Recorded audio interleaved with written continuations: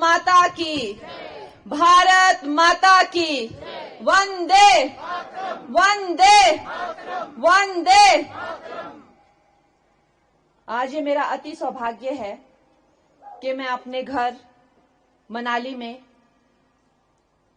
कार्तिकेय स्वामी जी की छत्र छाया में उनकी कृपा से आज आप सबके सामने ये संबोधन कर पा रही हूं।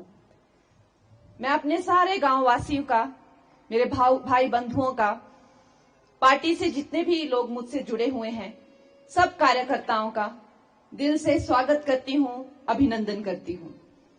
मैं स्वागत करती हूं श्री गोविंद सिंह ठाकुर जी, श्री ठाकुर दास जी, श्री दिलेराम जी, श्रीमती धनेश्वरी ठाकुर जी, श्री दुर्गा ठाकुर जी, श्री अखिलेश कपूर जी, श्री जोगिंदर महेश जी, श्रीमती वर्षा ठाकुर जी, श्रीमती सुषमा बीडीसी जी, श्री जनेश ठाकुर जी, श्रीमती हेमा ठाकुर जी, श्री रवि ठाकुर जी, श्री मंगल चंद सोनी जी, श्रीमती मनीषा जी, श्रीमती सरोज जी, श्रीमती निर्मला ठाकुर जी, श्री आदित्य विक्रम जी, श्री चंद्र मोहन जी, श्री चमन कपूर जी, श्री सुंदर ठाकुर जी, मेरी बहन जिंदू जी, बाकी सब जिन लोगों का नाम हम ले सके, जिन लोगों का नहीं ले सके, मुकेश ठाकुर जी, मकर ध्वज जी, वो सब मेरे जो ये सगे संबंधी हैं, मेरे कर्नल बुबू जी आपका बहुत जिक्र करते हैं, नाम लेते रहते हैं।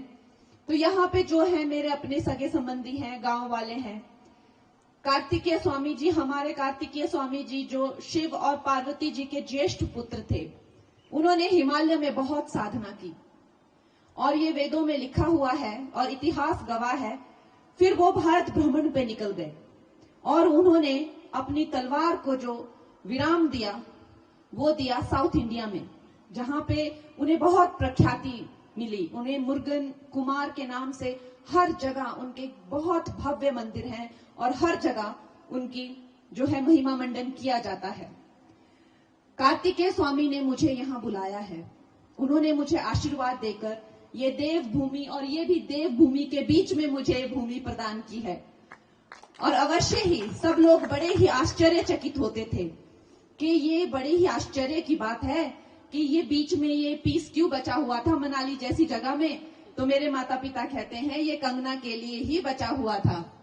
तो मनाली के लोगों ने मुझे अपनाया, उन्होंने मुझे अपनी बहन बनाया। अगर उन्हें कोई गिले शिकवे मेरे से हैं तो मैं ये कहूंगी कि लोग उनको मेरे प्रति भ्रमित कर रहे हैं। मेरे माता पिता अक्सर कहते हैं कि तुम्हारे सारे रिश्तेदार तो नीचे हैं, तुम ऊपर अकेली क्या करती हो। जब एक महिला अकेली रहती है तो कई तरह की उन्हें अपनी सुरक्षा व्यवस्था करनी पड़ती है। ये मनाली कोई साधारण गांव तो है नहीं कि जहां हम बच्चे बच्चे को जानते हैं। यहाँ हजारों और लाखों पर्यटन आते हैं, यहाँ पे इतना टूरिज्म होता है, इतनी स्टेट्स के लोग आते हैं कि अवश्य ही एक अकेली महिला को, जवान महिला को अपनी सुरक्षा की चिंता दिन रात रहती है। तो इसलिए मेरे भाई बहनों, मेरे गांव के लोगों, ये कभी नहीं सोचना है कि कंगना आज तक हमसे मिली नहीं, कंगना हमसे आज तक बात की नहीं। आपने ये सोचना है कि अगर आपके घर में बेटी हो तो आपको कैसा लगेगा कि दूसरे घर पे पहुंच जाए और उनके घर पे बैठ जाए। ये संभव नहीं है। ये मेरे प्रति कुछ भी अपनी बातें बिगाड़ने की या कुछ भी मनोवृत्ति बिगाड़ने की अनाप शनाप बातें हैं। आपने इन बातों पर ध्यान नहीं देना है। ऐसा समझना है कि अक्सर बेटियां माता पिता के साथ रहती हैं, दादा दादी होते हैं। अब मैंने चुना रहने के लिए मनाली, मेरे माँ बाप सारे रहते हैं सरका घाट, सब जगह चाचा चाची सब, वहां पे हमारा घर है, क्रशर है। तो मेरा दिल आ गया मनाली पे, तो मैं क्या करूं। पर अब आप लोगों ने मुझे अपनी सेवा का मौका देना है और कोई मुझसे गिला शिकवा नहीं रखना है। और कोई भी गांव वाला अगर दूसरी बार ये प्रश्न आपसे करता है कि आज तक तो वो हमारे घर आई नहीं, आज तक तो वो हमें मिली नहीं, तो आपने यही कहना है कि आपको कैसा लगेगा कि आपकी बेटी अगर किसी के घर बिना बुलाए चली जाए या ऐसे ही वहां पे खड़ी हो जाए, सड़कों पर लोगों से बातें करने लग जाए। तो ये संभवतः ही संभव नहीं है। दोस्तों, आज मुझे जो सौभाग्य प्राप्त हुआ है इस पे भी आपकी ही कृपा है। आज विश्व की सबसे बड़ी पार्टी भारतीय जनता पार्टी और उसके सबसे बड़े नेतृत्व श्री प्राइम मिनिस्टर हमारे जो नरेंद्र मोदी जी हैं, वो सिर्फ एक हमारे भारत में ही एक कोई जानी मानी हस्ती नहीं है। आज उनका पूरा जो उनका जो कीर्ति है, उनका जो यश है पूरे विश्व में है। और आज उन्होंने जब अपने लिए एक प्रत्याशी चुना तो आपकी मनाली की बेटी कंगना को चुना। तो दोस्तों, उनका जो संकल्प है, 400 पार का उनका जो संकल्प है, उससे हमें चूकना नहीं है। यह मंडी का मोती भी हमें उनकी झोली में डालना है। हमने हिमाचल वासियों से जाने अनजाने में बहुत गलती हो गई। देखिए, हमसे अब सारे विश्व में जो है वो मोदी लहर है। वो कांग्रेस के जमाने गए, अब वो पुराने जमाने हैं, वो घिसे पिटे जमाने हैं। उन जमानों से निकलिए। उन जमानों में कोई वापस नहीं जा रहा है। हम उसकी तो हमने सोचनी भी नहीं है कोई बात। वो करप्शन के जमाने, वो कटु नीतियों के जमाने, वो नेताओं के स्कैम के जमाने, वो झूठ फरेब के जमाने, उन जमानों के झांसों में मत आइए। वो दुनिया उनको कब का छोड़ चुकी है। और आज देखिए, भारत जो है 11वीं और 13वीं पता नहीं कौन सी लड़खड़ाती अर्थव्यवस्था थी, कहां 30, अभी हम 5वें और तीसरे और पहले नंबर की बात कर रहे हैं। देखिए, एक वक्त था जब जो प्राइम मिनिस्टर बैठा होता था दिल्ली में, वो आपको पता है कैसे बात करते हैं मनाली जैसी जगहों के बारे में, कैसे बात करते हैं अरुणाचल जैसी जगहों के बारे में। वो इस तरह बात करते थे कि अवश्य ही हम यहाँ पे कोई विकास नहीं करेंगे। अगर हमने यहाँ सड़कें बनाई तो चीन उन्हीं सड़कों से दिल्ली तक पहुंचेगा, हम उसे कैसे रोकेंगे। क्या कारण हो सकता है कि यहाँ पर वही माहौल है जो 100 साल पहले होता था।